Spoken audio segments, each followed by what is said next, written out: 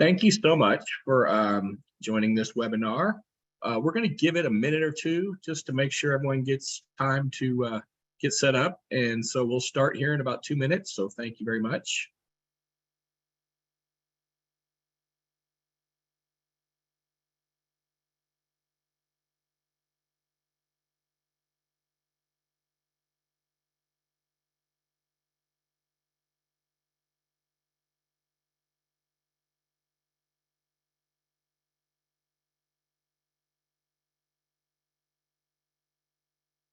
For those just joining, we're going to give it just a minute or two to let everyone get in.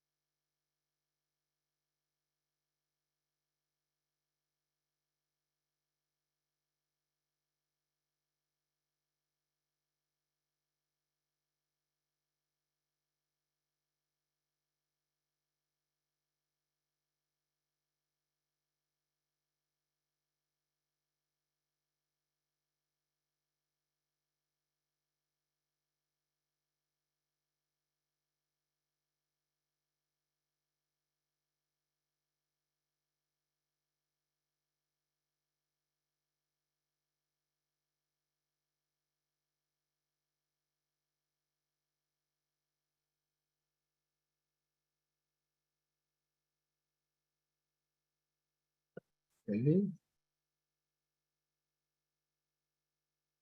So we are going to go ahead and start up. I want to thank everybody for participating in the Peer and Family Support Program and Introduction to Healthcare Professionals, the Christopher and Dana Reeve Foundation.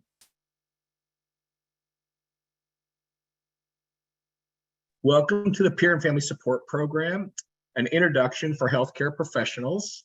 My name is TJ Griffin. I am the program coordinator for the Peer and Family Support Program and today's webinar's presenter. I'd like to begin by telling you a little bit about myself.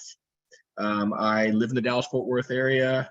I sustained a spinal cord injury playing high school football back in 1990, which left me a C5, C6 quadriplegic. But as I like to say, I live in Texas, so if I'm going to get hurt, I might as well get hurt playing high school football. And plus, it was a really good hit, so I went out in style is the way I look at it. But I have been the peer mentor program coordinator for the past 10 years with the Reeve Foundation. I see it, the impact it makes on individuals' lives on a daily basis, not only for them, but also for me, as well as our mentors. There will be time at the end of the webinar for questions. You can ask a question by entering it into the Q&A box below. Live captioning is available for this webinar, so if you're needing that, just please click the closed caption button on your screen to access it. My colleague will be posting links for the Peer and Family Support Program's web pages in the chat feature as well throughout this webinar.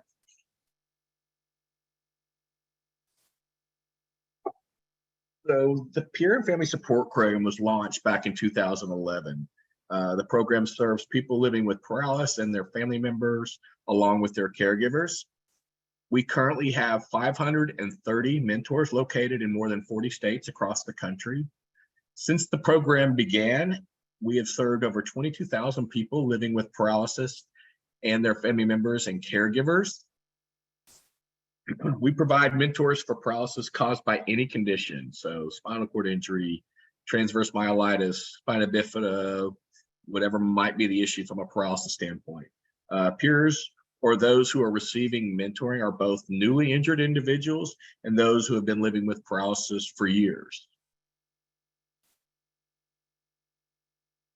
Mentoring takes place remotely via the phone call, text, email, or video conferencing.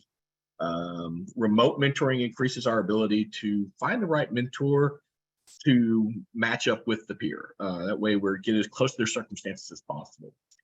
Mentoring is offered free of charge. There are no fees associated with participating in this peer mentor program. Mentoring can provide many benefits to the patients and their paralysis and their family members, living with paralysis and their family members and caregivers, whether they're newly injured or have been living with paralysis for years and are dealing with something With patients in hospitals, the rehab centers are decreasing in the time that mentors can, that peers and patients can stay in the rehab. So I think mentoring is even more crucial these days to help them with the transition to home and beyond. Having a peer mentor who understands what the patient has gone through and what is going through at that time can make the patient feel more comfortable, gives them someone to vent to, that they know that that person's been there, done that, and been through what they're going through at that time. Mentors can also help peers to connect with the paralysis community, both locally and nationally. With years of experience, mentors can support peers in increasing their knowledge about living with paralysis, along with the resources that are available to them to help them live an independent, engaged, and active life. When mentors demonstrate a full life with paralysis, peers get to see their own way forward, gives them an idea that they can move forward, which can result in an increase of self-determination and confidence. Mentors can provide motivation and guidance to their peers, as well as help them set some realistic goals for themselves. Overall, mentoring can help peers increase their quality of life, gain knowledge, overcome the challenges they're going to have to face, and improve their outlook on paralysis as well as their optimism. Our peer mentors are living with paralysis or family members or caregivers of somebody living with paralysis. On this slide are a few of the mentors, and there's just some of them. Like, we have a wide variety. Mentors must be living with paralysis or a family member or caregiver of someone with paralysis for at least a year. This year allows the mentors to experience and gain knowledge supporting to help them support and guide other patients or peers. Mentors must be thriving in their lives, so they can be a good role model, as able to demonstrate the skills and the positive outlook that will empower your peers and patients. We don't want someone that's just like, oh, I want to do something, so I want to be a mentor. We want to make sure that they've been out in the community, they're working, they're going back to school, they're making a positive impact.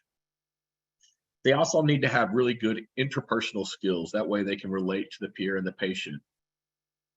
All mentors are trained and certified by the Peer and Family Support Program. This process includes a long virtual peer mentoring training, agreeing to a code of conduct, as well as passing one of our background checks. Our program has a diverse mentor pool, which include a wide variety of levels of injuries, ethnicities, ages. Family members and caregivers are members who are spouses of a partner, or a partner, parents, siblings, adult children, or loved ones living with paralysis. Adult children of loved ones living with living with paralysis. I apologize. We do have a small number of adolescent and young adult mentors as well.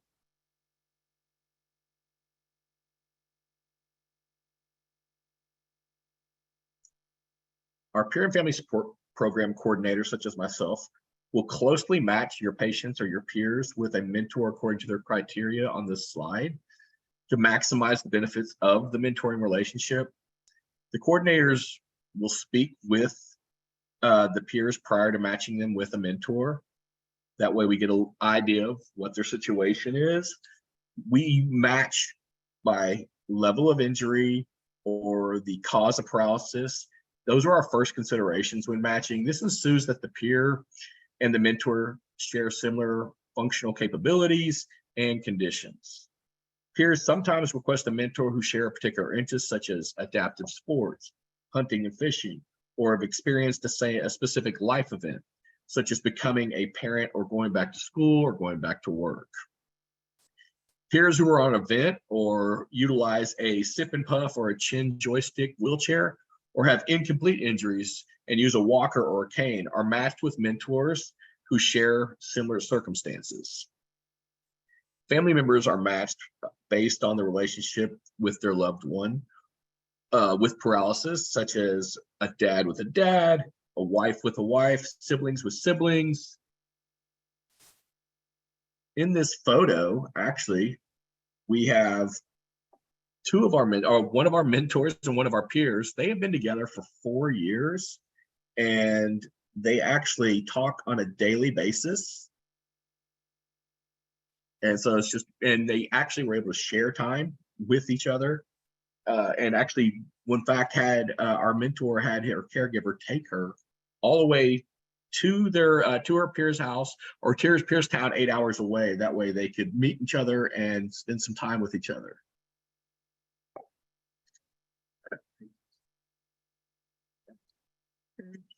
Oh, sorry about that. Wrong slide.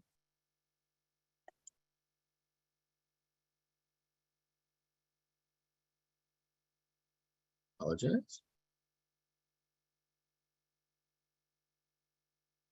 We do, sorry, the photo, we can request a mentor on behalf of a patient. So because you guys are healthcare professionals or maybe in a rehab, we can definitely provide a mentor for not only your patient, but their family members and caregivers as well. We do need to make sure that the patient or the family member or caregiver have given their permission before we can make that match with one of our mentors. Patients, their family members or caregivers can contact us directly as well. To request a mentor, it's quite easy. You can go to our website, christopherreeve.org, and find the Find Mentor page at the Reeve Foundation website. On the website, you can request to be made, and you can submit it via online form. Through the website, you can also schedule a call with a program coordinator and speak in greater detail with the mentor or with the coordinator to make sure that the mentor is going to match you with a specific person or family member or caregiver. You can also call the 800 number listed, which is 800-539-7309, or you can send an email directly to peer@christopherreeve.org to submit your request for a mentor or on behalf of your patient. Peer mentor information is stored in a database, so this is all HIPAA compliant. Oops. When requesting a mentor for your patient, you will have direct contact with the program coordinator, such as myself, who will match your patient with a mentor and answer all their questions. Our pool of 530 mentors is diverse in terms of injury level, cause of paralysis, age, gender, hobbies, interests, and other circumstances such as the type of DME they use. The level of diversity makes it possible for us to closely match peers and mentors to maximize the benefit of the mentoring relationship. We even have Spanish-speaking mentors available and a limited number of mentors who speak other languages as well. Once your patient is matched with a mentor, our program coordinator will follow up with the mentor to make sure that they have made contact and they're continuing to engage with their peer. Video calls can be scheduled for your patients who wish to speak with the program coordinator or a mentor while they're still in the hospital or rehab center.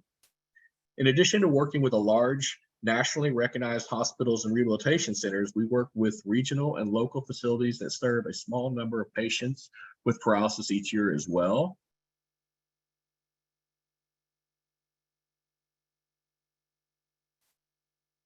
I would like a chance now to let the audience ask some questions.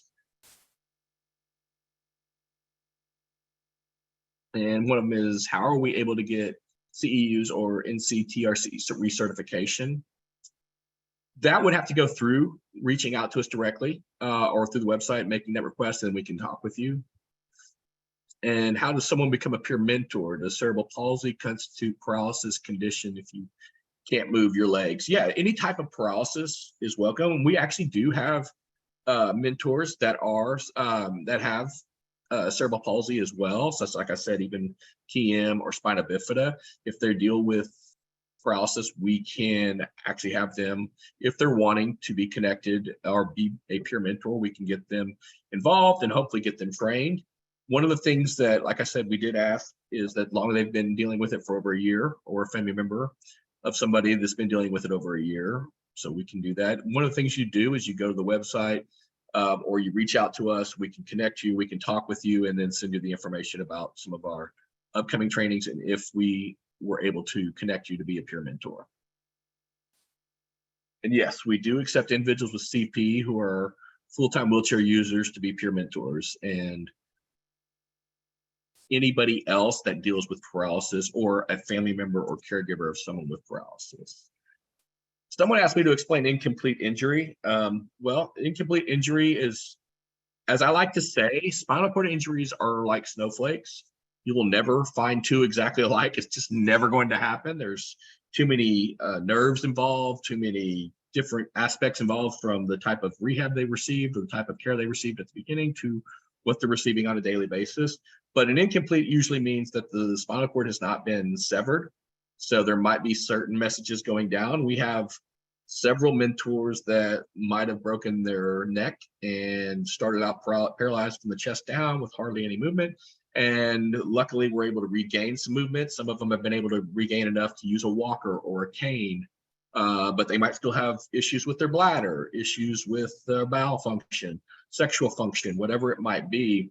So we try to match up with, that's why we like to, the coordinators like to speak with the patients beforehand, or at least speak with the therapist or whoever's asking on behalf of the patient's behalf, to have a mentor get as much information as possible so we can match them with one of our mentors as closely to their situation as well.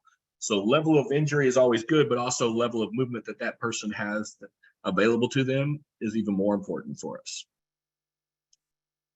Usually the timeline for someone being matched is once I speak with them or our other coordinator speaks with the patient, we usually can get them matched within 2 days or that day. And usually our mentors, we try to get them to reach out within 2 to 3 days of when we speak with them. We actually get alerts as well if they haven't reached out to them. That way we can make sure to coordinate, hey, we need you to reach out to somebody immediately. If for some peculiar reason of the mentor couldn't reach out and they haven't, we can always rematch them with a new mentor that's closely similar to the, your patient or the peer that's requesting a mentor. No, all of our mentors who are amazing are doing this. They are not compensated for their volunteering. They are all volunteers. They volunteered to go through the extensive training that we provide them, as well as the code of conduct that they've signed, the background checks we require for them. So it's pretty amazing. And we have mentors that have been with us since this program started in 2011. So we have, like I said, we have over 530 mentors. You don't have to worry about usually the mentors being overworked. We're able to spread them out appropriately so they don't get overworked, because we all do know they are volunteers.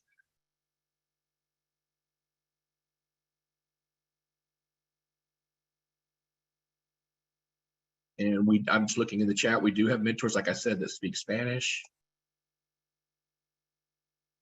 And if there's any other questions, please provide them and put them in the Q&A.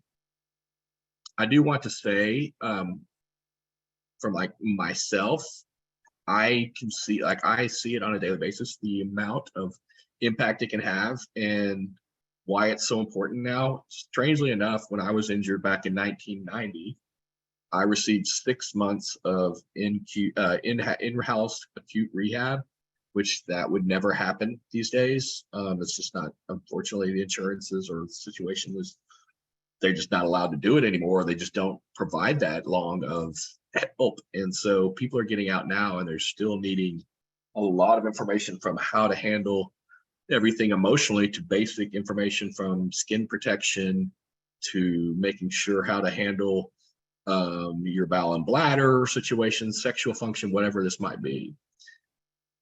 And we will be having this webinar is recorded, so you will be able to access again if you need the information or would like to watch it again, or if somebody at your facility hasn't been able to attend, and they will be able to view it themselves. And we always recommend, if you have specific questions as well that you might remember after this, is to reach out to us.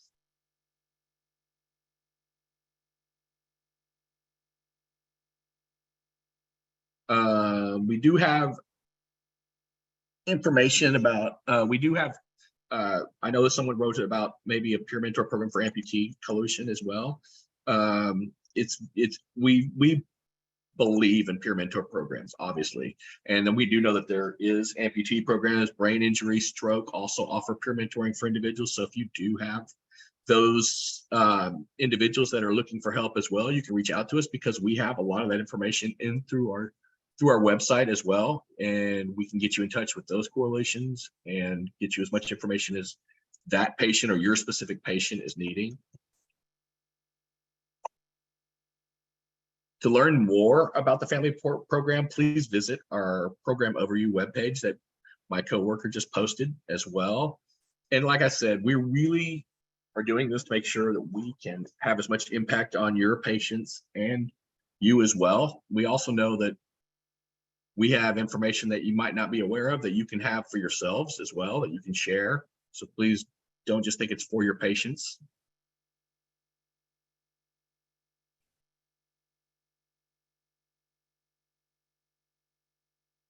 So I just want to make sure we have a couple more questions in here. When the coordinator reaches out, this is a great question. Thank you, Kristen. We do recommend that at least maybe get it started with the coordinator, so they know that, okay, you're talking with a coordinator or you're talking with a mentor, but it's up to you on what you think is the right way. You work with the patient. We want the patient or your patients to know that everything that is said to myself or our mentors is kept confidential. The only time we ever divulge any information is if we're worried about them harming themselves or anyone else, which we have had extensive training on. But it's up to you on what you would like to feel on that. Sometimes therapists are in the room at the same time, but also they set it up and then they let them talk and we talk, especially if there's specific information that want to be talked. We also understand that, maybe a parent or something of somebody, if it's someone that's under the age of 18, we would recommend a parent be there. But if they're over the age of 18, they can be by themselves if the patient wants. We leave that up to the patient. No, someone asked for this as a Massachusetts resident only. This is nationwide. So if anyone's across the country and needing a help, that we can provide them with a mentor. Like I said, we have mentors in over 40 different states. We will do our best. Sometimes if somebody is wanting to speak with a mentor that is in their site, we'll do our best to accommodate that. But if it's somebody that's not a similar level of injury or movement, we would recommend them they talk to somebody specifically closer to their situation. We can always set them up again with a mentor if they have specific questions about what it's like living in a certain state or a certain area. We have that mentor available. And yes, we do have mentors available in Mississippi, but a limited number of them.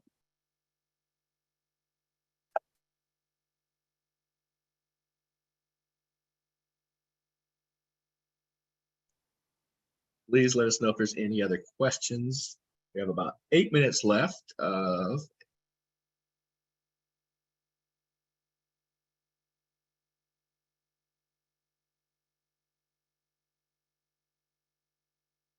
make sure I did see all the questions.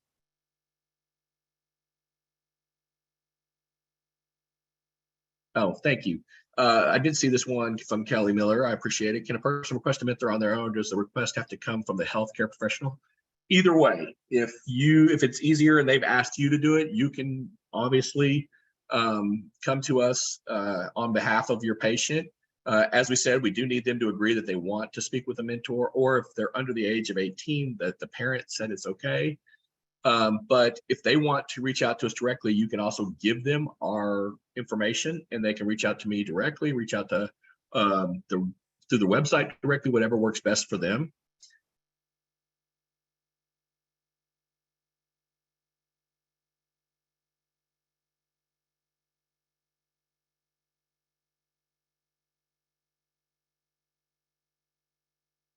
I do have some great tips for promoting mentorship. I'll be honest, and I'm going to let you probably know this if you're working with individuals that are newly injured.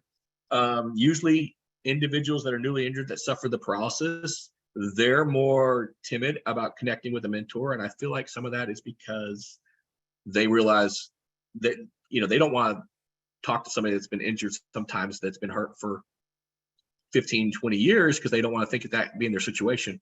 Whereas on the other hand, family members are wanting to gather as much information and they want to speak with somebody. So if that comes across, that's okay. What's nice about trying to talk to one of your patients is saying, hey, I'm not saying you're going to be in this, but they might be able to help you right now handle some of the situations you're talking to. Plus, it might be very beneficial for you to vent to somebody that actually understands what you're going through right now. And that could have such a huge impact of they can almost complain about the situation, complain about whatever it might be.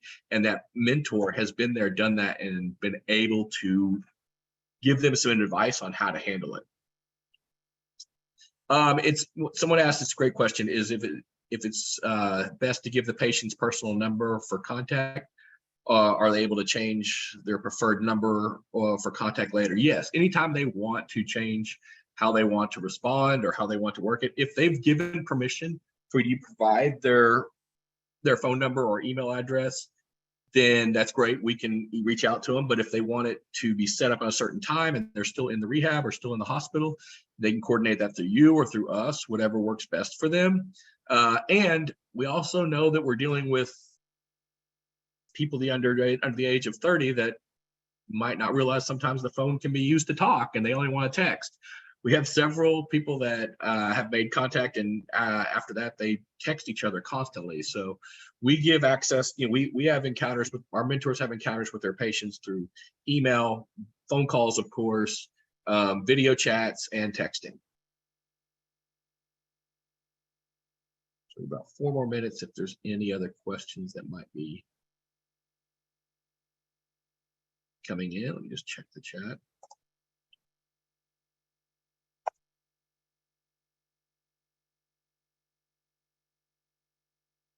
Okay, well, I think we are done with questions. Let me just make sure. Oh, we do have one.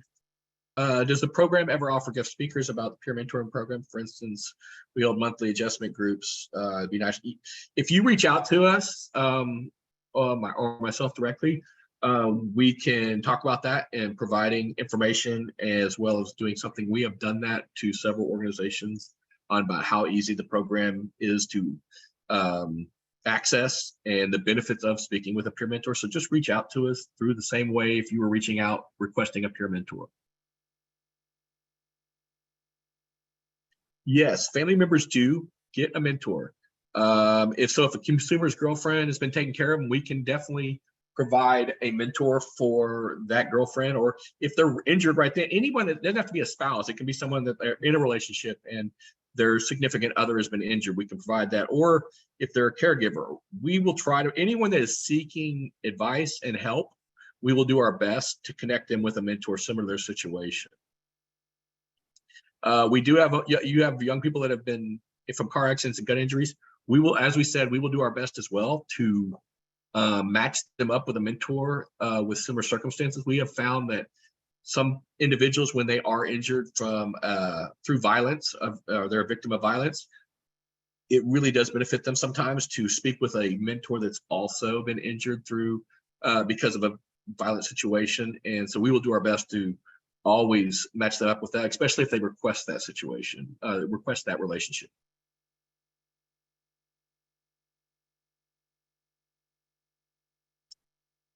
I think we're about done. If you have any questions, get the last ones in before we shut off here in 2 or 3 minutes. I really want to thank you on behalf of the Christopher and Dana Reeve Peer Mentor Program for you attending this webinar. I hope it's been educational. Please know that we are here to help. That's what we do. That's why our 530 mentors have volunteered and give their time, because they know the value of the mentor relationship and what it can do to impact individuals. So please don't hesitate to reach out to us on behalf of your patients or yourselves. I can't thank you enough, and I hope you have a great day, and I look forward to working with many of you and your patients and helping us any way we can.